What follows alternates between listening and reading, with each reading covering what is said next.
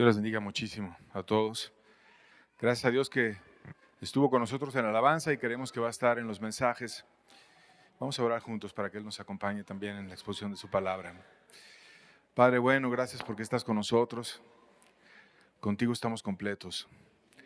Enséñanos a ser mucho más cercanos a ti, Señor, y amarte como tú te mereces, Señor. Gracias por este libro que podemos iniciar su estudio hoy. Háblanos a través de él, Señor. Bendito seas. Amén. Tenemos el gusto de iniciar el libro de Cantares, que es un libro hermosísimo, y lo vamos a estudiar juntos. Es un libro que habla mucho del amor y de la relación entre Cristo y su iglesia, y tiene verdades muy hermosas que nos pueden bendecir a todos nosotros. Quisiera iniciar con Efesios 5, versos 31 al 32. Dice la Biblia: por eso dejará el hombre a su padre y a su madre, y se unirá a su mujer, y los dos serán una sola carne. Grande es este misterio, mas yo lo digo respecto de Cristo y de la iglesia. Aquí es un pasaje en el cual Dios nos está diciendo la forma en la que opera las familias en la tierra. Dejamos a nuestros padres y a nuestra madre cuando iniciamos una nueva familia, que hemos crecido, que hemos adquirido madurez, que somos jóvenes y que tenemos la fuerza y la capacidad de iniciar una nueva familia. Deja al hombre a su padre y a su madre y se une a su mujer, y con ella inicia una nueva familia. Y entonces el hombre y la mujer vienen a ser una sola carne, una entidad, no son dos, sino son uno. Y dice: grande es este misterio. Es decir, hay muchas cosas detrás de eso. No solamente es el que un hombre y una mujer tengan una unión. Y Pablo lo dice, yo lo digo respecto de Cristo y de la iglesia. De tal manera que la relación matrimonial que existe entre un hombre y una mujer se equipara en la Biblia a la relación entre Cristo y la iglesia. Es como un ejemplo que Dios nos da para que podamos entender la manera en la que Él nos habla, en cómo nos llama a tener una comunión y una relación con Él. Y hablando sobre ese amor que puede darse en un matrimonio y que puede restaurar por completo a uno de los dos, como Cristo lo hizo con la iglesia, me gusta mucho el testimonio de un hombre de Nuevo México, a que le llamaban a él el Guerrero Thompson. Era un hombre consagrado y era un miembro fiel de su iglesia. Le apodaban que era el mejor hombre de Nuevo México. Y fue curioso cuando alguien que estaba interesado en su testimonio le preguntó que le contara su historia. Entonces aquel hombre le empezó a decir: mira, yo hace algunos años era propietario de aquella taberna, y la señaló con el dedo, y estaba en la esquina y era un bar, era un lugar de apuestas. Miles de dólares se perdían cada noche ahí. Había muchos testimonios en el pueblo sobre aquel lugar. También en el primer piso había una casa de citas y un lugar de perdición por completo. Y decía el hombre: yo fui de vacaciones a Chicago y vi una hermosa joven de quien me enamoré. Busqué su dirección, procuré su amistad, le ofrecí mi amistad, me quedé un tiempo allá en Chicago y ella correspondió con amor mi amistad y mi interés.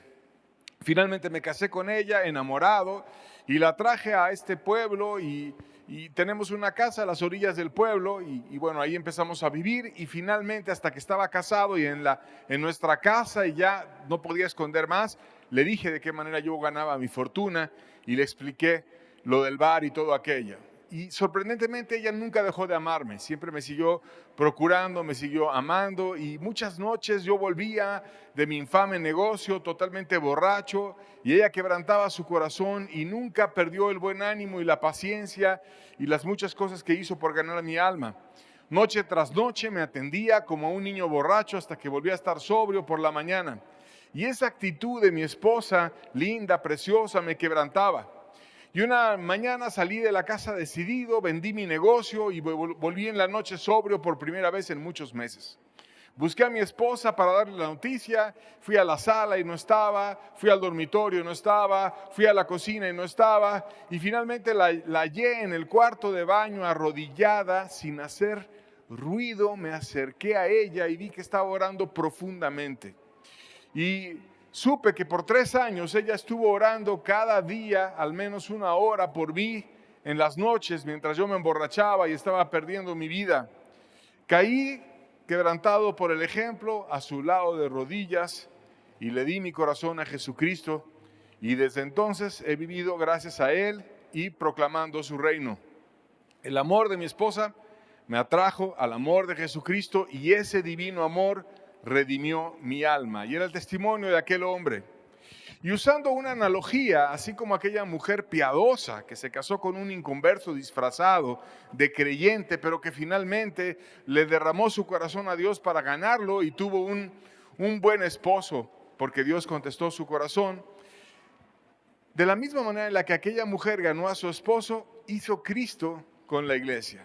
Dio su amor, dio su ejemplo y la invita a una relación matrimonial, a una relación profunda, a una relación que solo se equipara en la Biblia precisamente a la de un matrimonio funcional. Y esa relación viene descrita en el Cantar de los Cantares. Un libro poético, un como poema cantado que viene en la Biblia y que vamos a estar desglosando a lo largo de las enseñanzas. Van a ser varias enseñanzas para poder entender el libro. El día de hoy vamos a ver la introducción y vamos a irlo explicando cómo Dios nos enseña muchas cosas relacionadas al amor. Se puede aplicar el libro para entender el amor en la pareja y también el amor a Dios, que es el amor más sublime y que nos puede nutrir el alma. Vamos a iniciar con el verso 1 del capítulo 1, Cantar de los Cantares, dice la Biblia, el cual es de Salomón. Cantares 1:1, Cantar de los Cantares, el cual es de Salomón. E inicia de esta manera el libro haciendo un canto al amor, un canto al amor que en muchos pasajes de la Biblia se describen ocasiones en las cuales personas tuvieron mucho cariño entre sí. Por ejemplo, dice la Biblia que Jonatán amó a David porque él venció al enemigo, porque él había derrotado a Goliat, y que después él amó a David por haber vencido al enemigo. Pero aquí es el amor entre una pareja que era una tsunamita que amaba a Salomón por quien era. Y lo amaba por su persona, por quien era, lo va describiendo. Y refleja el amor de la iglesia por Dios. El Cantar de los Cantares nos guía entonces a Dios como Rey y nos revela cómo Él es digno de ser amado. La tsunamita amó a Salomón por quien era y nosotros debemos amar a Dios también por quien era. Y es el más sublime de todos los compuestos por Salomón, porque él no solamente compuso un cantar, sino muchos cantares. Y vamos a verlo en Primera de Reyes capítulo 4, verso 32, dice, hablando de Salomón, y compuso 3000 proverbios y sus cantares fueron 1005. Eso fue lo que compuso Salomón. 3000 proverbios y sus cantares fueron 1005. Muchos de sus proverbios vienen en la Biblia. Y el más importante de sus cantares, el Cantar de los Cantares, el más sublime de todos, es este que vamos a estar estudiando. Escribió el 1005, más vamos a ver el más importante.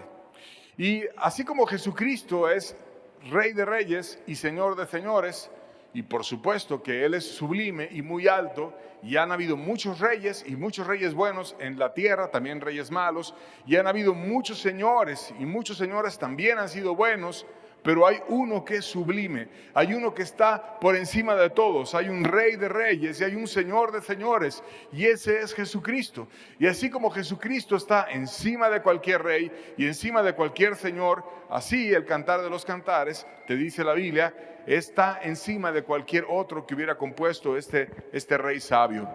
Y puede llevarte a conocer muchas verdades. Por ejemplo, el libro está después del libro de Eclesiastés, que estuvimos ya estudiando juntos. Y en Eclesiastés vemos que Dios nos enseña que vanidad de vanidades todo es vanidad.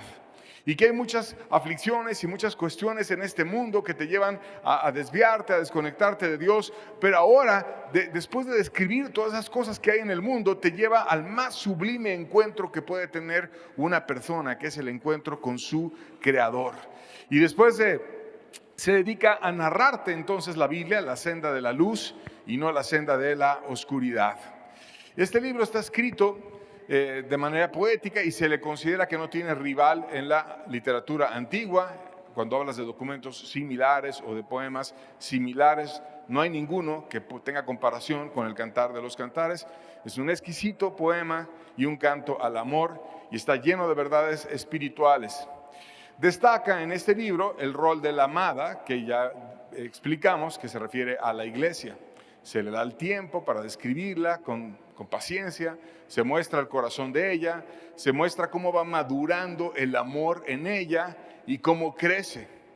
Y tiene un lugar preeminente que nos recuerda las palabras de Pedro, y lo vamos a ver en 1 de Pedro capítulo 3, verso 7, dice: vosotros, maridos, igualmente, vivid con ellas sabiamente, dando honor a la mujer como a vaso más frágil y como a coherederas de la gracia de la vida, para que vuestras oraciones no tengan estorbo. Y aquí está describiendo a la mujer y nos dice que los esposos debemos de vivir con ellas sabiamente, las debemos de amar, las debemos de conocer, de comprender, y las presenta como un vaso más frágil, elegante, como una copa fina, y nosotros quizás como un tarro brusco o más áspero, pero ellas son algo elegante, algo fino, algo frágil. No se refiere a que no tenga fortaleza, sino se refiere a algo que es muy valioso y que lo debes de manejar con cuidado. Y además, cuando dice frágil, nunca dice que sea inferior, porque dice que es una coheredera de la gracia. Entonces, es una persona que merece tanto la gracia como un hombre, y Dios nos pone en ese sentido al mismo nivel. La gracia la merece el hombre cuando alcanza la bendición de Dios, y también una mujer cuando Dios se la extiende, y da igual el que Dios se la dé a un hombre o a una mujer, porque Dios no hace excepción de sexos ni de personas, y a todo mundo ama por igual y desea que todos se encuentren esa gracia. Y esa gracia es para todo ser humano. Pero entonces nos enseña a nosotros a que las tratemos con sabiduría, que las amemos. Y así como Dios nos enseña a tratar hacia nuestras esposas, Él mismo trata hacia la iglesia. Él mismo cuida de esa manera a la iglesia y empieza a hacer todo por la iglesia. Y el libro de Cantar de los Cantares nos muestra cómo Dios toma de la mano a la iglesia y va llevándola a un amor cada vez más sublime y un amor cada vez más maduro. Y vamos a brincar al capítulo final, al capítulo 8, versos 6 y 7. Dice: ponme como un sello sobre tu corazón y como una marca sobre tu brazo. Porque fuerte es como la muerte el amor, duro como el Seol los celos. Sus brasas de fuego, fuerte llama. Las muchas aguas no podrán apagar el amor, ni lo ahogarán los ríos. Si diese el hombre todos los bienes de su casa por este amor, de cierto lo menospreciarían. Y aquí en la parte final del libro, ya acercándose a la última parte, empieza a exaltar el poder y la fuerza que trae el amor. Y dice que es fuerte como la muerte, y realmente la muerte, si te pones a pensar, es muy fuerte, es algo que todos la enfrentamos y todos no la podemos evadir, y no importa si eres muy sabio o ignorante, si eres muy fuerte o eres muy débil, todos terminaremos enfrentando la muerte. Y también dice que es como el Seol, que es el lugar donde van los muertos. Está hablando de cosas que no podemos enfrentar los seres humanos. Y así como no podemos enfrentar la muerte porque vamos a terminar cediendo ante ella, o no podemos dejar de terminar en el lugar de los muertos porque algún día estará nuestro cuerpo descansando en un panteón o en un lugar donde cremen nuestras cenizas o lo que sea, así el amor no lo puedes enfrentar. El amor siempre te va a vencer. El amor te puede doblegar. Y te lo describe: sus brasas de fuego, fuerte llama. Hay una llama en el amor. Hay algo que enciende el corazón. Hay algo que le da propósito a la vida. Hay algo que da que te inspira, que hace que tenga sentido tu vida, que te motiva a amar a tus hijos, a tu esposo, a tu esposa. Y te lo describe: las muchas aguas no podrán apagar el amor. El agua es lo que apaga el fuego. Pero tiene una fuerte llama, algo que es tan grande, que es tan potente, que es tan poderoso, que no lo pueden apagar las muchas aguas, ni lo van a ahogar los ríos. Y dice: si diese el hombre todos los bienes de su casa por este amor, de cierto lo menospreciaría. No lo puedes comprar. Aunque dieras una fortuna, aunque dieras miles de millones y los tuvieras, o todo lo que tienes en tu casa, no lo puedes comprar. O sea, yo tengo un amor para cada persona que venga y se acerque a mí, que es incomparable. Que es un amor que ningún problema lo va a poder apagar, que es un amor que nunca se va a morir por nada. Y ese amor es el amor que Dios inspira, y es el amor que quiere poner Dios en nosotros y nos quiere llevar a madurez para crecer en ese amor. Y lo vamos a ir viendo a lo largo de este ciclo de Cantar de los Cantares.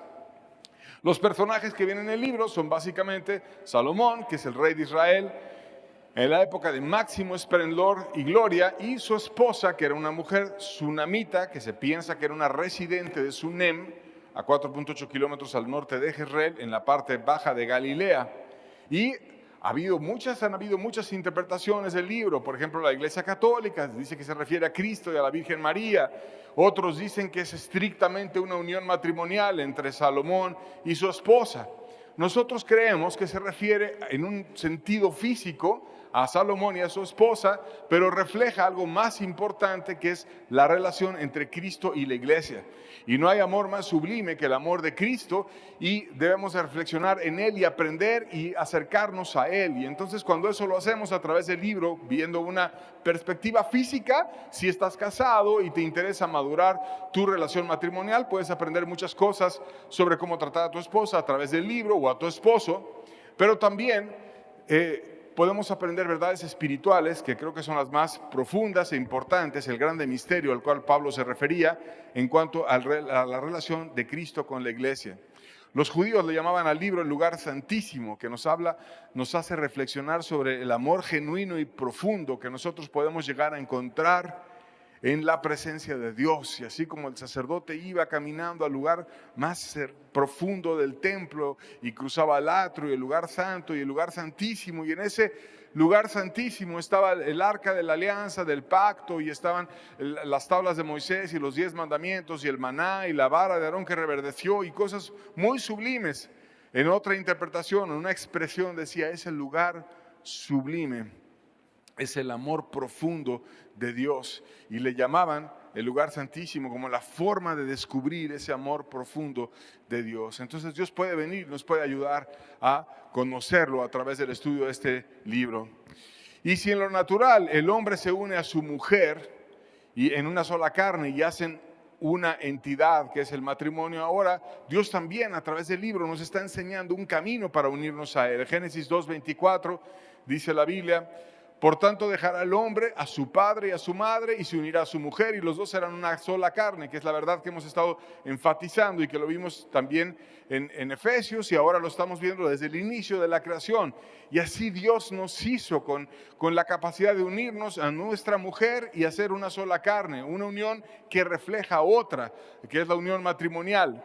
Y en esta frase nos está diciendo Dios la intimidad que podemos alcanzar con Él. Una relación de amor, una relación profunda, una relación en la cual estemos muy, muy unidos a Él y estemos totalmente conociéndolo profundamente. De tal manera que esa relación se da por el amor. Por lo tanto, el tema central del libro es el amor. Cantares 2, verso 4 dice: me llevó a la casa del banquete y su bandera para mí fue amor. Estar con Dios es estar como en un banquete. Y en un banquete hay de todo, hay una gran comida. Imagínate en la mesa de Salomón, cuando él hacía un banquete para todos, y era un hombre absolutamente rico, ¿qué no habría en la mesa de Salomón? Pero ella decía, el estar con él es un banquete. Y la parte más suculenta, la mejor parte del banquete, lo más exquisito, es su amor. No es lo mucho que tenga Salomón, no son las muchas riquezas, sino el amor que él tiene, el grandemente por mí. Y entonces ese tema central, que es el amor en el libro, viene explicado a lo largo de todos los capítulos del libro, y habla del amor, habla de la amada, habla del amado, se repite y viene la relación entre ellos, y a veces se apartan un tiempo y luego vuelven a estar juntos, y nos lleva a reflexionar muchas situaciones que se pueden dar en nuestra relación con Dios, a reflexionar la experiencia espiritual con Dios. Dios nos hace un llamado a madurar, a ser parte de su iglesia y a vivir en amor por Él y con Él. Y se utilizan algunas figuras retóricas que son fáciles de entender, y lo vamos a ir viendo mientras avancemos. Y vamos a ir desglosando el capítulo 1 en esta parte inicial. Cantares 1, verso 2 dice: oh, si Él me besara con besos de su boca, porque mejores son tus amores que el vino. Y aquí está el deseo ardiente de ella, el deseo de tener una intimidad con Él. Si Él me besara con besos de su boca. ¿A qué se refieren los besos? Bueno, Jesucristo dejó una parábola en la que nos explica a qué se refieren los besos. El beso está ligado en la Biblia al perdón. Lucas 15, versos 20 al 21. Vamos a recordar la parábola que dejó Cristo del hijo pródigo. Dice la Biblia: y levantándose vino a su padre, y cuando aún estaba lejos, Lo vio su padre y fue movido a misericordia y corrió y se echó sobre su cuello y le besó. Y el hijo le dijo: Padre, yo he pecado contra el cielo, contra ti, ya no soy digno de ser llamado tu hijo. Y aquí vemos una persona arrepentida. Y el padre, al ver a alguien arrepentido, genuino, que venía avergonzado, que venía a restaurarse, fue movido a misericordia. Y el padre corrió, y esta parte me encanta, el padre corrió. Dios corre a extender su mano, Dios corre a ayudar al pecador, Dios corre cuando nosotros estamos en la actitud adecuada. Dios no esconde su gracia, Dios está lleno de poder, Dios corre y la quiere dar. Él corrió. ¿Y a qué corrió? A echarse sobre su cuello, a abrazarlo, a amarlo, y le besó. Y ese beso es un símbolo del perdón, es un símbolo de una experiencia de restauración. Entonces cuando ella dice: oh, si él me besara con besos en su boca, es que yo encontré de su amor. Cuando él me perdonó, cuando él me restauró, cuando él vino y le dio sentido a mi vida, cuando yo conocí el gozo de su Espíritu Santo, yo tuve una experiencia que no se puede comparar con nada. No hay droga, no hay placer, no hay nada que este mundo ofrezca que se compare a la experiencia espiritual de estar con Dios. Por eso dice el pasaje: porque mejores son tus amores que el vino. No hay nada que este mundo me pueda dar que sea comparable al amor enorme de Dios. Y más allá de su amor, tan solo su nombre es absolutamente precioso. Cantares 1:3 dice: a más del olor de tus suaves ungüentos, tu nombre es como ungüento derramado. Por eso las doncellas te aman. Y aquí nos refleja el amor que las doncellas, las vírgenes, lo que representa a la iglesia, tiene por su amado. Y el amado es Cristo. Y cuando dice: a más del olor de sus suaves ungüentos, sus perfumes, algo que se derramaba en todo el ser y que daba un perfume hacia afuera y que hacía que cuando se acercara esa persona tuviera desde lejos un olor diferente. Y en nuestro amado, que es Cristo, quiere decir esa palabra Cristo precisamente ungido. Es decir, aquel que tiene los suaves ungüentos, que su nombre es como ungüento derramado, se refiere totalmente a Cristo. Cristo tiene la capacidad de compartir su bendición con nosotros, nos transmite su aroma, nos da el recuerdo aún de tener una experiencia con Él, y su recuerdo es increíble, y por lo tanto lo amamos. No lo amamos porque sea lejano, nos lo describan. Lo amamos porque lo conocimos. Lo amamos porque estuvimos cerca de Él. Lo amamos porque estuvimos disfrutando de su aroma y de sus ungüentos, de su ayuda, de su bendición. Y solo cuando lo conoces, y solo cuando tienes una experiencia con Él, y solo cuando Él se revela a ti, cuando Él te besa, cuando Él te extiende su perdón, puedes entender estos pasajes. Entonces el amor del Señor surge de un encuentro de Cristo con la iglesia.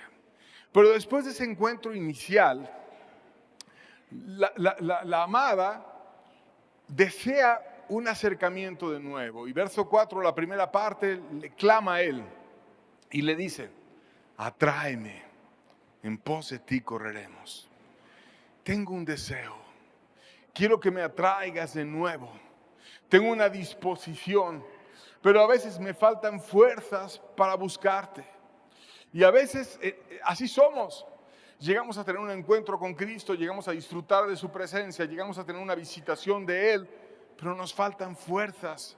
Y como dice el Nuevo Testamento, el espíritu está dispuesto, pero la carne es débil. Y no se refiere a un pecado o algo así cuando habla ahí de la carne, sino se refiere al sueño.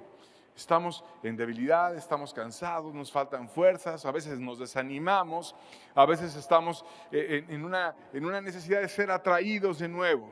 Y ella le dice: atráeme, atráeme y en pos de ti correremos. No solamente voy a correr yo a ti, sino vamos a correr otros a ti en plural. Y qué importante es que si deseamos que nuestros hijos vayan a Cristo, que nuestra esposa vaya a Cristo, que nuestros parientes vayan a Cristo, nuestros familiares, nuestros vecinos, personas que son cercanas a nosotros seamos atraídos a Dios primero. Atráeme, trata conmigo primero. Déjame estar cerca de ti, déjame de contemplarte a ti, déjame disfrutar de tu unción, déjame de tener el gozo de tu Espíritu Santo, y entonces otros correremos. Voy a proclamarte a ti y voy a hablar de ti, porque primero tengo un encuentro contigo y luego a través de ese encuentro puedo inspirar a otros. No quiero dar un testimonio muerto, no quiero ser un teólogo que nada más explique cosas muertas, quiero conocerte a ti. Permite que tu gracia esté conmigo. Y esa disposición de corazón atrae la bendición de Dios. Vamos a ver un ejemplo en el Salmo 45, versos 10 al 11. Dice: oye, hija, y mira, e inclina tu oído. Olvida tu pueblo y la casa de tu padre, y deseará el rey tu hermosura. Inclínate a él, porque él es tu Señor. Aquí está Dios enseñando a su iglesia.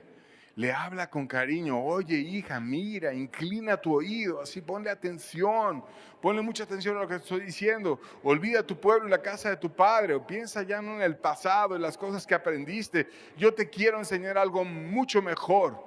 Inclina tu oído, ven a mí. Y entonces el rey va a desear tu hermosura. Inclínate a él, porque él es tu Señor.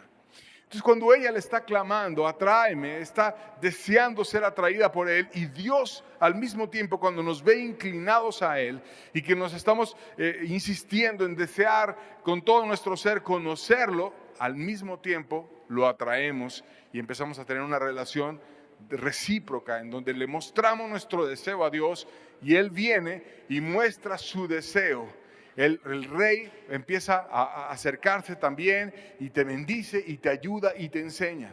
Y además el rey responde pronto. Segunda parte del verso 4 de Cantares 1 dice: el rey me ha metido en sus cámaras. Nos gozaremos y alegraremos en ti. Nos acordaremos de tus amores más que del vino. Con razón te aman. O sea, cuando esa mujer decía: tráeme, quiero correr, quiero que otros corran a ti. Y entonces el rey rápidamente responde. El rey no juega a las escondidas, viene y la mete a sus cámaras. Y cuando lo descubre al rey en sus cámaras, dice: nos gozaremos y alegraremos en ti. No hay cosa en este mundo, nos gozaremos en tus amores más que del vino. Con razón te aman. Dios me llevó a su comunión, Dios me llevó a sus cámaras, que es el lugar más privado de nuestra casa, nuestro cuarto, nuestra recámara. De hecho, cuando recibes a alguien en tu casa, que normalmente no es cualquier persona la que recibes en tu casa, sino el que es cercano a ti, vas y la sientas, la recibes, a lo mejor le das un vaso de agua, lo que sea, pero lo haces en la sala o en algún lugar donde tú recibes a esa persona. Pero no a cualquiera la llevas a tu habitación. A tu esposa la llevas a tu habitación. A una persona demasiado íntima, demasiado cercana, a lo mejor a tus hijos la llevas a tu habitación. Pero a un invitado normalmente lo dejas en la entrada, en la sala, o si comes con él en el comedor, lo que sea, en la cocina, pero no lo llevas a tu habitación. Y entonces aquí cuando dice que el rey me ha metido en sus cámaras, es que nos lleva a lo más íntimo de él. Dios nos permite conocerlo profundamente. Dios nos permite que estemos cerca de su compañía. Dios nos da una nueva revelación. Nos da una nueva manera de interpretarlo. Y eso solamente Dios te lo puede dar. Y cuando lo descubres, solamente hay una expresión: con razón te aman. Con razón te aman. Ahora te puedo amar porque yo sé qué descubrieron aquellos que me decían antes que me acercara a ti. Y cuando lo descubrí, lo único que me queda en mi ser es decir: con razón te aman. Eres digno, eres precioso, consuelas almas, te presento mis heridas, vienes y me ayudas, me bendices, me cambias por completo, tú eres precioso, por eso te puedo decir: con razón te aman. Dios nos lleva a una cercanía cada vez mayor, a más y a más. Por eso el camino del cristianismo es ir de revelación en revelación y cada vez más cercanos a Dios. Salmo 91:1 dice la Biblia: el que habita al abrigo del Altísimo morará bajo la sombra del Omnipotente. O sea, primero vienes, te refugias a su abrigo, llegas a su alcoba, llevas a su recámara, tienes de su calor, tienes de su nombre, tienes de su bendición, tienes de su consuelo, y entonces después te empiezas a andar bajo la sombra y estás cerquita de Dios, como si Dios estuviera siempre sobre ti, Dios acompañándote. Y hay personas en la Biblia que describen ese tipo de experiencias. Por ejemplo, Elías es un buen ejemplo. Un tiempo se desanimó después de enfrentar a falsos profetas y a reyes caídos, pero después hasta quiso morir y cuando tuvo intimidad con Dios, no había ejército, no había amenaza, no había oposición, no había absolutamente nada que perturbara a ese profeta, sino estaba lleno de Dios, y más bien sus enemigos le tenían miedo porque él estaba absolutamente lleno, pleno, no se inmutaba, no nada, porque Dios estaba a su lado. Dios lo llevó a su abrigo, Dios lo fortaleció, Dios le dio una comida, Dios le dio gracia, le ayudó y estaba bajo la sombra y sabía que siempre Dios iba a estar con él. Y eso hizo Dios con Elías, y Dios nos refleja su historia en la Biblia para decirnos: yo también lo quiero hacer contigo, yo también quiero que tú estés cerca de mí, quiero que sea alguien cercano, que te esté bendiciendo, que te esté ayudando, y que tú y yo hagamos la diferencia en este mundo. Y veamos la revelación obtenida en las cámaras. Verso 5 dice: morena soy, oh hijas de Jerusalén, pero codiciable, como las tiendas de Cedar, como las cortinas de Salomón. Hijas de Jerusalén, aquí está hablando a la Jerusalén celestial, la ciudad hermosa, la cual vio Juan descender desde el cielo como una esposa ataviada para su marido. Le habla a personas nacidas de nuevo y les dice cuál es la gracia. La gracia es que morena soy, pero codiciable. La gracia es que al decir morena se refiere a una persona que el sol la miró, que estuvo afectada por el sol, que lo tenemos en este mundo, que tuvo una vivencia en este mundo, que el mundo dejó huella en ella y cambió el color de su piel. Y cuando nosotros caminamos por el mundo, deja huella en nosotros, y al rato tenemos concupiscencias, al rato tenemos tentaciones, al rato tenemos formas de pensar desviadas, al rato ya estamos en alguna necesidad que se hizo patológica, de algún vicio, de alguna esclavitud, de drogas, de algo, y empezamos a cambiar y a corrompernos y a desviarnos, pero de pronto encontramos a aquel que viene y nos restaura y nos cambia y nos hace por completo diferentes y nos da el beso de su perdón. Pero las huellas de aquella vida pasada se quedan.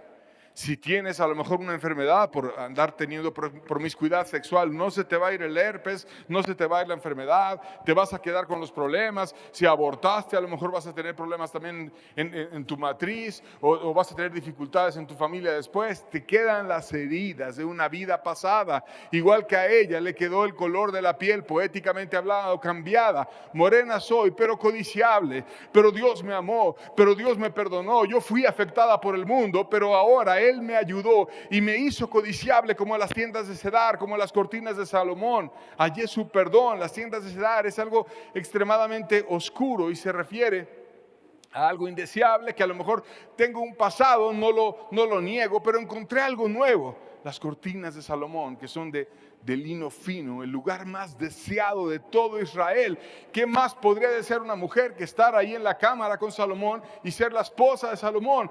Y entonces Dios toma a una persona que estaba influida en el mundo, que de lo vil y lo menospreciado escoge Dios para humillar a lo que se ha enaltecido. Y a lo mejor tú dirás: yo no soy suficiente, yo no soy digno, yo no soy nadie para que Dios piense en mí. Yo quién soy para que Él venga y se fije, y para que me ame, y para que su espíritu venga sobre mi persona. No tengo nada de especial, no soy una super santa o una persona muy cercana o alguien que hubiera hecho muchos votos para algo, pero no es por lo que tú hagas, es por lo que Él hizo. Y lo que Él hizo en la cruz fue para salvarte, para ayudarte, para traerte, para amarte, y para que tú descubras su cámara, para que descubras su amor y para que estés cercana a Él.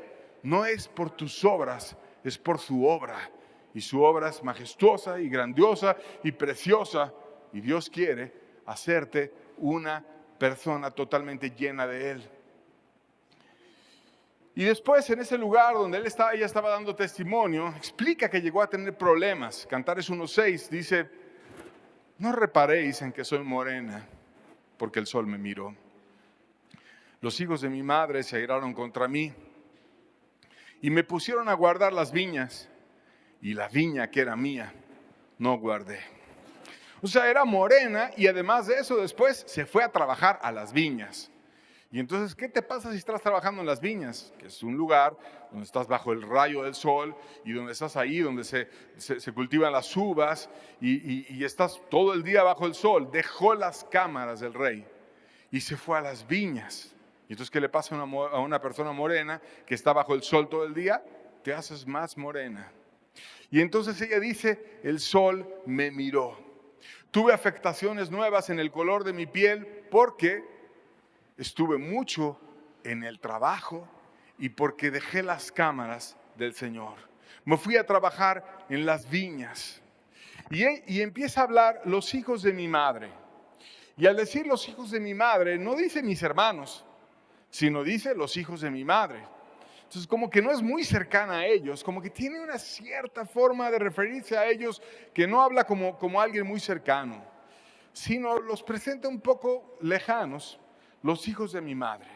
Como que hay algo entre ella y sus hermanos. Me pusieron a guardar las viñas, me pusieron un nuevo trabajo que hacer, me pusieron a cuidar las viñas, pero la viña que era mía, no guardé. ¿Y a qué se refiere poéticamente con todo esto? Que estuve haciendo cosas que son buenas. Porque a veces podemos hacer muchas cosas que son buenas. A veces podemos ir a trabajar a las viñas, hacer cosas que a veces además nos pueden hasta afectar, como el sol afectó a ella y le dejó una huella. Y cuando no está regresando a la cámara, cuando no está regresando con el amado, cuando está todo el tiempo sobre el sol, empieza a desgastarse el alma. Y si no estamos con nuestro amado, nuestra alma se desgasta. Y si nuestra alma se desgasta, ya no vemos a los demás como hermanos, ya lo vemos como lejanos. Los hijos de mi madre se airaron contra mí, estaban airados, estaban enojados, me exhortaban, me decían que guardara las viñas y me puse a guardarlas, pero la viña que era mía no guardé. ¿A qué se refiere? Yo dejé de amar a mi amado como él merecía que yo lo amara. Yo dejé de estar con él como él era digno, de que yo debí de haber tenido mi corazón consagrado. Y me puse a hacer otras cosas, a guardar las viñas, pero la viña que era mía no guardé.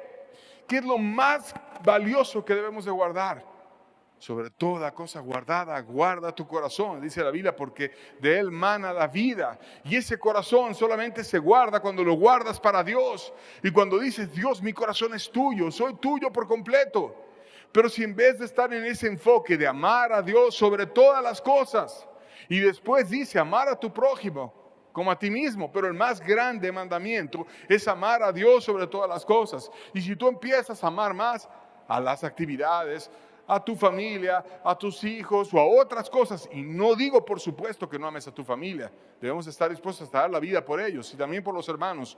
Pero si en nuestro corazón lo más sublime y lo primero y lo más importante no es Dios, al rato empezamos a tener quejas, al rato empezamos a tener problemas, tenemos dificultades. Y así ella estaba con esas dificultades dentro de sí misma. Me metí en activismos, descuidé mi relación con Dios y ahora estoy recordando a aquel que me besó y lo veo lejano y digo, oh, si Él me besara con besos de su boca, porque mejores son tus amores que el vino. Y estoy deseando que Dios venga. Oh, no reparéis en que soy morena, porque el sol me miró, los hijos de mi madre se airaron contra mí y me pusieron a guardar las viñas y la viña que era mía no guardé. Es el lamento más grande de una persona que puede empezar a servir en una cosa y en otra. A lo mejor en ir a ayudar a los pobres, en ir a ayudar a esto, a los ancianos, a servir, a predicar, a hacer cualquier cosa buena que hagas por los demás. Pero si entre muchas cosas buenas que hagamos por los demás descuidamos lo más importante, que es amar a Dios sobre todas las cosas, toda nuestra vida empieza a perder sentido. Y nuestro corazón se empieza a llenar de quejas. Y al rato ya no vemos a los hermanos como hermanos, sino como los hijos de mi madre. Y se airaron contra mí. Y empieza a haber una división con las demás personas. Ya no hay ese clic que pone Dios para que pueda venir la unión en la iglesia. Mi viña no guardé. Me empecé a alejar. No estoy cerca de Dios. Y ahora anhelo con todo mi ser regresar. Cantares 1:7 dice: hazme saber tú, a quien ama mi alma, ¿dónde apacientas? ¿Dónde cesteas a mediodía? Pues ¿por qué habría de estar yo errante junto a los rebaños de mis compañeros? ¿Dónde está el que ama mi alma? Aquí está una persona enamorada, desesperada, amando, que quiere tener un encuentro con su amado. No es algo religioso, no es algo muerto, no es ir a cumplir una hora de oración para que si te pregunten digan, no, yo sí oro una hora y leo la Biblia y esto. Eso es cumplir un cuestionario. El caso es si tú amas a Dios. Si tú en tu corazón te refieres a Él como aquel que ama tu alma. Y ella sabía que solo el amor de Dios la alimentaba. Y dice, ¿dónde cesteas? que el cestear se refiere a ir a recoger con una cesta el alimento. Entonces el estar con Dios es ir a encontrar alimento. Y si tú dejaste de tener alimento con Dios, a tener comunión con Dios, ya no estás en esa relación, en esa intimidad cercana, donde Dios te está dando de comer. Y entonces, ¿qué empieza a pasar? Si ya no comes, te debilitas, te sientes mal. Tu alma se empieza a sentir que empiezas como a morir, te empiezas a secar. ¿Dónde estés a mediodía? A mediodía, el momento en el que ellos descansaban también.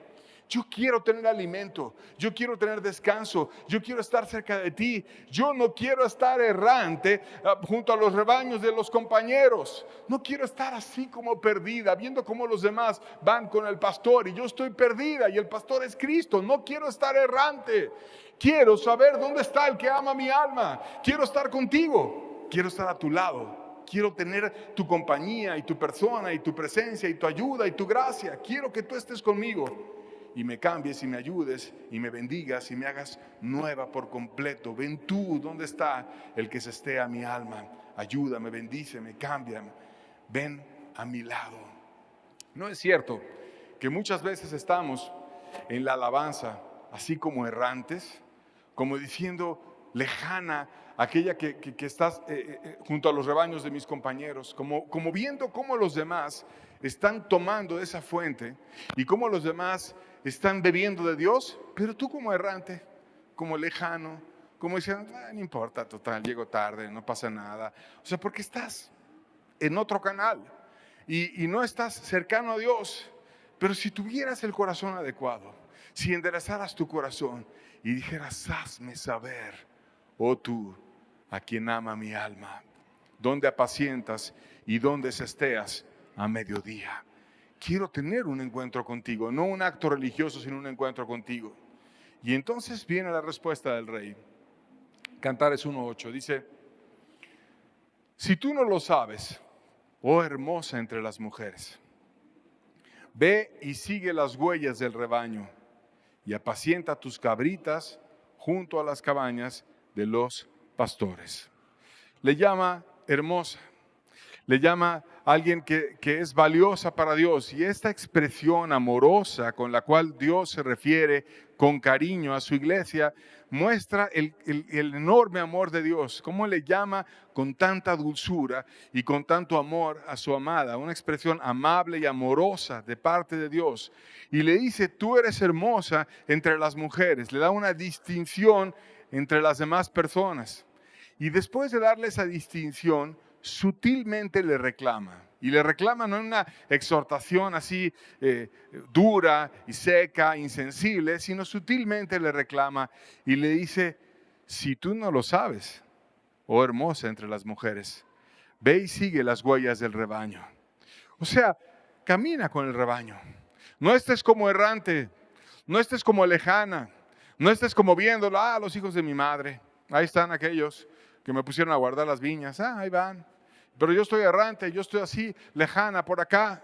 Ya hay una división en mi corazón hacia con ellos. Ya no estoy cercana a ellos, sino estoy lejos, viéndolos, sí, pero no estoy siguiendo al rebaño. Y ella dice, ve y sigue las huellas del rebaño. Ve, intégrate, ve y ama y sé parte de la iglesia. Dios nos llama no solamente a caminar con los creyentes, sino a seguir sus huellas. Y hay muchos en la Biblia que tienen huellas que son dignas de ser imitadas. Por ejemplo, Pablo dijo que fuéramos imitadores de él, como el de Cristo. Y adelante de Pablo está Cristo mismo, que nos llama a caminar siguiendo sus pisadas. Y Pedro te orientaba a seguir las pisadas de Cristo. Entonces, apacienta junto a las cabañas de los pastores. Ve y déjate enseñar. Déjate instruir. Y una persona convertida realmente es una persona que es una oveja dócil, que no es un cabrito apartado, sino es una persona pastoreable, que es dócil y que se acerca a aquel o a aquellos que le pueden ir guiando hacia Cristo, porque Dios da dirección a su pueblo. Entonces no estés lejana, no estés apartada, acércate al rebaño, ve junto a las cabañas de los pastores, aquellos que yo puse para que pudieran ellos venir y te pudieran cambiar y te pudieran bendecir. Y entonces tiene una nueva revelación que es valiosa y que nos refleja cómo Dios la ama. Cantares 1, versos 9 y 10 dice, A yegua de los carros de Faraón te he comprado, amiga mía. Hermosas son tus mejillas entre tus pendientes y tu cuello entre los collares. Y que aquí cuando le habla amiga mía, también se puede traducir de otra manera, que es amada mía, amada mía. Y dice que yo te he comprado, amada mía, y hermosas son tus mejillas entre tus pendientes, tu cuello entre los collares, pero también dice cómo la compró. La compró a yegua de los carros de Faraón. Y las yeguas que tenía Salomón las traían de Egipto. Y la mejor de todas las yeguas eran las que corrían más rápido y las que evidentemente estaban en los carros de Faraón, porque cuando él iba en su carro con las mejores yeguas, pues tenía las más dóciles, las que tenían más intrepidez, y valían muchísimo las yeguas de los carros del Faraón. Y cuando dice yo te compré a yegua de los carros de Faraón, está diciendo yo pagué un precio alto, un precio altísimo. ¿Quién podría llegar con Faraón y decirle yo te compro tus yeguas? Si eres riquísimo, no te las va a vender o te las va a vender carísimas. Pero aquí dice, yo las compré y tu precio vale más que eso. Y también cuando habla de las yeguas, que eran aquellas que movían el carro, se refiere a algo intrépido, algo rápido, algo que llevaba al rey, que es rápido y que es decidido. Y entonces lo que Dios nos está enseñando con ese a yegua de los carros del Faraón te compré con un precio muy alto, y te compré con una intrepidez y con una rapidez muy grande. Y eso hizo Dios por nosotros. Él pagó un precio caro. Él fue a la cruz por nosotros. Él fue decidido.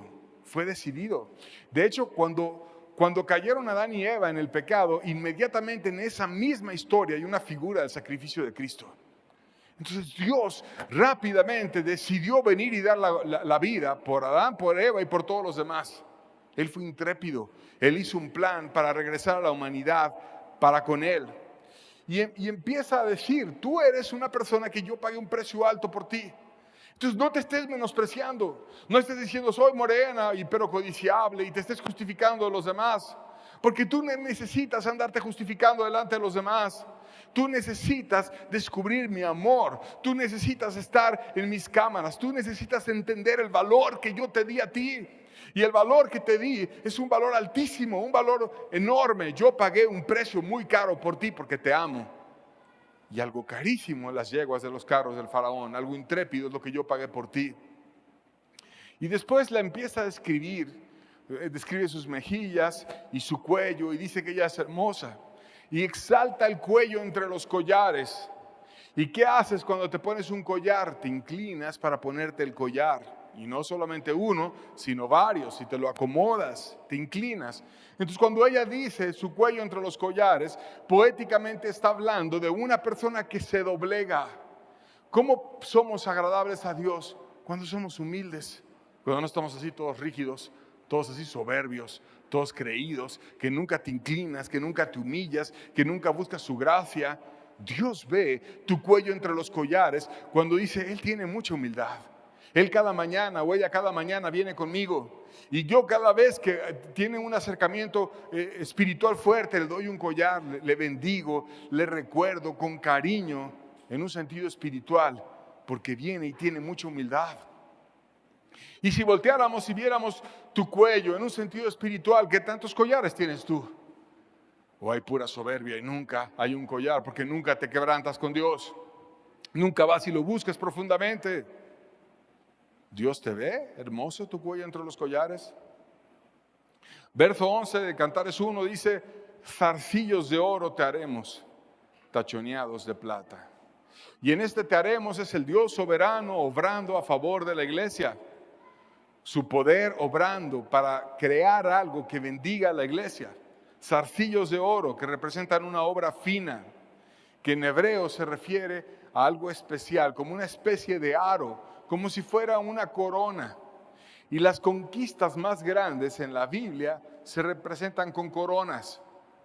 Por ejemplo, dice que a los que soportan la tentación les va a dar la corona de la vida en el libro de Santiago. Dice que al que cuidó la salvación y la retuvo y que no la descuidó para que nadie tomara su corona, le va a entregar ese premio precisamente que es la corona en el libro de Apocalipsis 3. Y dice en 2 Timoteo que Él le va a dar una corona de justicia a aquellos que aman su venida. Entonces, esos regalos que Dios da a través de coronas se refiere a bendiciones que Él nos da la gracia para tenerla. No es que fuimos superpoderosos o supercristianos o lo máximo y la adquirimos por nuestra habilidad, como si fuéramos demasiado grandes, sino es que Dios nos da la gracia para tener esa habilidad. Dios es el que da el zarcillo, Dios es el que da la corona, Dios es el que da la fuerza.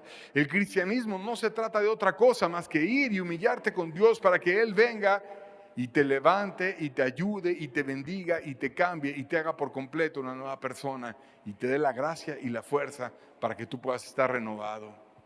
Ahora ella ha crecido en gracia y crecida en gracia, ella es quien atrae al novio. Versos 12 al 14 de Cantares 1 dice: mientras el rey estaba en su reclinatorio, mi nardo dio su olor. Mi amado es para mí un manojito de mirra que reposa entre mis pechos. Racimo de flores de aleña en las viñas de Engadi es para mí mi amado.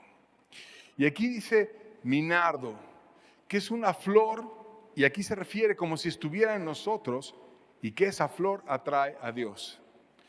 Y entonces yo soy alguien especial, alguien que saca a la luz un nardo y eso atrae a Dios. Yo atraigo a Dios. ¿Y por qué atraigo a Dios? Porque mi amado es para mí como un manojito de mirra que reposa entre mis pechos. Muy cerca del corazón tengo esa bolsita con mirra. Lo amo, lo reconozco, lo valoro. Y la mirra es especial porque Nicodemo utilizó mirra para preparar el cuerpo de Jesús después de su sacrificio. La mirra representa el sufrimiento.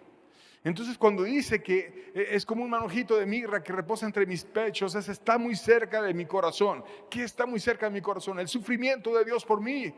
Yo sé lo que Él sufrió por mí.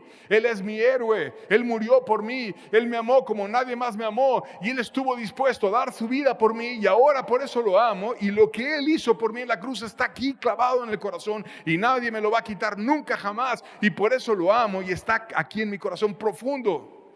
Y ahora Dios me llama a amarle. Y me invitó a un cielo precioso, a una cena de bodas. Y entonces estoy enamorada por completo de Él. Y te fijas cómo va avanzando en revelaciones del amor de Dios el libro. También dice que es como un racimo de flores en las viñas. En las viñas hay uva y de las uvas se obtiene el vino. Y el vino en la Biblia es tipo de la sangre de Cristo, porque Él les dio en la última cena vino y les dio pan que reflejaba su cuerpo, que era molido por los pecados, y su sangre, que era derramada por nosotros.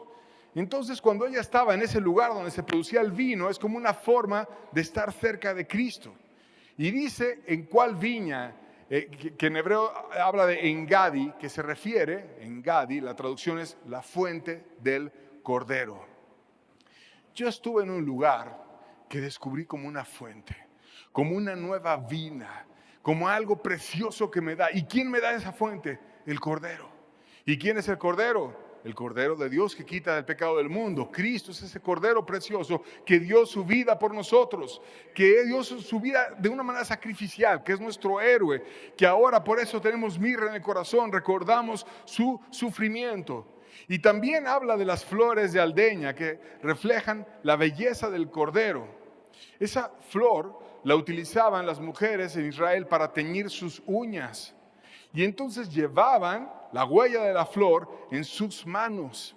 Y figuradamente hablando, nos hace reflexionar cómo nuestros actos están relacionados en entender lo que Cristo hizo por nosotros.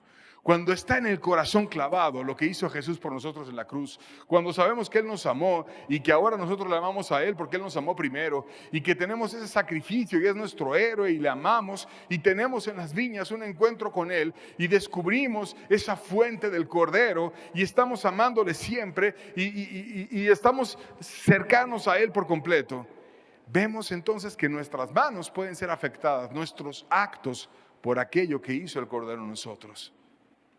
Además dice, la mirra está entre los pechos en un manojito. O sea, tenía ella un manojito como si fuera un collar, y en el collar tenía la mirra dentro. Y entonces tú, cuando pasabas por ahí en la calle y veías a aquella mujer sunamita, ¿y qué tienes ahí en ese collar? Ah, es mirra. Y empezaba a hablar de su amado y empezaba a dar testimonio de él. Y cuando nosotros traemos a Cristo en nuestro corazón y sabemos lo que Cristo hizo por nosotros, no es difícil dar testimonio de Él, no es difícil. Y cualquiera ve que tú tienes en el corazón algo cercano, que es la mirra por Jesús, que es el amor por Jesús. Y es fácil predicar, y es fácil hablar de Él, porque tienes un encuentro con Él. Pero cuando no tuviste ese encuentro, cuando Él está lejano, cuando no estás cerca de Él, cuando todo es pura teología, cuando todo es lo que alguien más habla de Cristo y conoces a Cristo a través de lo que dijo otro, pero no conoces a Cristo a través de lo que Él te reveló a ti, entonces estás seco y no tienes esa mirra entre tus pechos, no sale de tu corazón. Empieza a ver la oportunidad de predicar y desearías que otro más estuviera ahí para hablar de Dios, porque tú estás seco, y estás seco porque no tienes compañía de Dios. ¿Y por qué no te acercas? ¿Y por qué no cambias tu corazón? ¿Y por qué no vas y empiezas a amar a Dios? No se trata de dejar el pecado, se trata de dejar el pecado y amar a Dios. Y lo mejor de todo es amar a Dios. Dios te llama no a ser parte de un grupo. Dios te llama a tener comunión con Él. Y esa comunión está basada en el amor. Concluimos con este mensaje introductorio del libro de Cantares, con 1 Corintios capítulo 13, versos 12 al 13, dice: ahora vemos por espejo, oscuramente, mas entonces veremos cara a cara. Ahora conozco en parte, pero entonces conoceré como fui conocido. Y ahora permanecen la fe, la esperanza y el amor, mas de estos tres, el mayor de ellos es el amor. O sea, vemos parcialmente, no todo está revelado, pero cuando estemos con Cristo todo va a ser revelado y va a ser claro. Vamos a conocer como fuimos conocidos, como si cada día de nuestras vidas quedara guardado así en la realidad, que de hecho físicamente se explica, donde el tiempo es una dimensión más y vas caminando en el tiempo junto al espacio y vas dejando tu huella y está todo presente en la realidad. Y algún día vamos a ser conocidos como fuimos conocidos. Te vas a poder ver en el cielo como te vieron a ti. Y vas a ver cara a cara a Dios.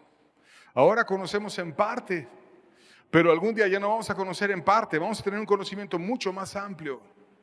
Y si queremos ya no conocer en parte y queremos conocer más de Dios y crecer, ¿en qué nos debemos de enfocar? Dice que hay tres cosas importantes que permanecen: la fe, la esperanza y el amor. La fe, que es muy importante, la confianza en Dios que nos sostiene cuando no vemos nada, pero sabemos que Él es poderoso para vencer cualquier problema. La esperanza, porque Él siempre sale triunfante, aun cuando se pone peor la cosa. Pero si algo quiere Dios que tengamos fuerte en nuestro ser, no es tanto la fe, aunque es bueno tener fe. No es tanto la esperanza, aunque es bueno tener esperanza. Dios quiere que tengas fuerte el amor. Y por eso dice, el más grande es el amor. Una decisión de darte, una decisión de amar que puede involucrar sentimientos, pero no solamente es un sentimiento el amor. La mayor de todas es el amor, más que la fe, más que la esperanza, más que la teología, más que la doctrina, es el amor. ¿Y cómo podemos crecer en amor? A través de entender el amor de Dios que Él derramó por nosotros en la cruz. Entonces, descubramos el amor a través de este libro. Pongamos en práctica el ir a amar a Dios con todo nuestro ser. Y que no solamente pasemos, ahora un nuevo libro y ahí más teología y más cosas. Eso no sirve de nada. Si acabando el libro no amas más a Dios, no sirvió de nada. Aprendamos a amar a Dios a través de este libro. Dice que con la fe puedes llegar a mover montañas. Imagínate si tuviéramos un amor grandísimo, apasionado, fuerte. No habría nada que nos pudiera destruir. Las muchas aguas no podrán apagar el amor, ni lo ahogarán los ríos. No va a haber problema, no va a haber nada que nunca te venza. Y además en el tiempo final, que está profetizado que se va a aumentar la maldad, y está profetizado también la apostasía. Va a haber mucha maldad, va a haber mucha apostasía, pero Dios dejó un camino para que estemos firmes, el amor. Por tanto, aprendamos a consagrar nuestro corazón y a entregarnos con todo nuestro ser a Dios, y Dios va a venir y nos va a llevar a una vida plena, total, restaurada y fuerte. Vamos a poner en práctica este libro y vengamos orando para que Dios nos siga hablando a través de las enseñanzas que tiene para nosotros de Cantares. Dios les bendiga, con eso estamos despedidos, que tengan buena tarde. Dios les bendiga mucho.